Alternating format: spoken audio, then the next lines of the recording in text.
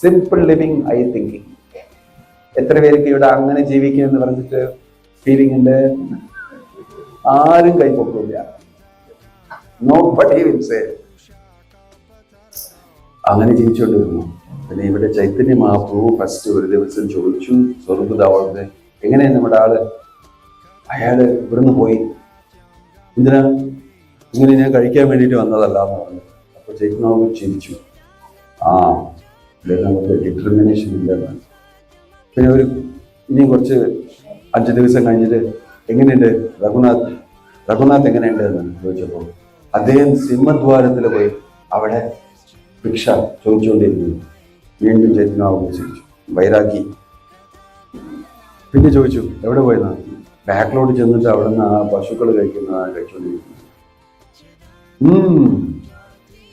ഇത് കൊള്ളാം, എനിക്ക് ഈ രഘുനാഥ് ചെന്നിട്ട് കാണണം എന്ന് പറഞ്ഞിട്ട് അങ്ങോട്ട് പോയി. ചൈതന്യ മഹാപ്രഭു രഘുനാഥെ കാണാൻ വേണ്ടിയിട്ട് ആ സ്ഥലത്ത് ബാക്കിലോട്ട് പോയി. അവിടെ ചെന്നിട്ട് രഘുനാഥ് കഴിച്ചുകൊണ്ടിരുന്നു. ഇത് മഹാപ്രസാദമാണ്. അവിടെ ചെന്നിട്ട് അതിനടുത്ത് രഘുനാഥിനടുത്ത് ഇരുന്നു. രഘുനാഥ്, നീ എന്താ കഴിക്കുന്നത്? എനിക്ക് തരാൻ. ഇത് വലിയ മധുരമായിട്ടുള്ള പ്രസാദം നിങ്ങൾ കഴിക്കുന്നത്, എനിക്ക് തന്നില്ലല്ലോ.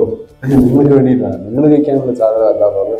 എനിക്ക് അത് കഴിക്കാൻ നിന്ന് പിടിച്ച് കയ്യിലെ നിർത്ത് ചൈതന്യ മഹാപ്രഭു അത് കഴിച്ചു. രഘുനാഥ് ദാസ് ഗോസ്വാമിയുടെ കയ്യിലിരുന്ന് അദ്ദേഹം കഴിച്ചിരുന്ന ഉച്ഛിഷ്ടം കഴിച്ചു. മഹാപ്രസാദത്തിന് ഉച്ഛിഷ്ടമൊന്നുമില്ല. പക്ഷെ അത് കഴിച്ചിട്ട് പറഞ്ഞു, വാട്ട് വണ്ടർഫുൾ നെക്ടേറിയൻ, മധുരമായിട്ടുള്ള പ്രസാദം നീ കഴിക്കുന്ന ദിവസം എനിക്ക് തരാതെ എന്ന് പറഞ്ഞ് വീണ്ടും കഴിഞ്ഞു.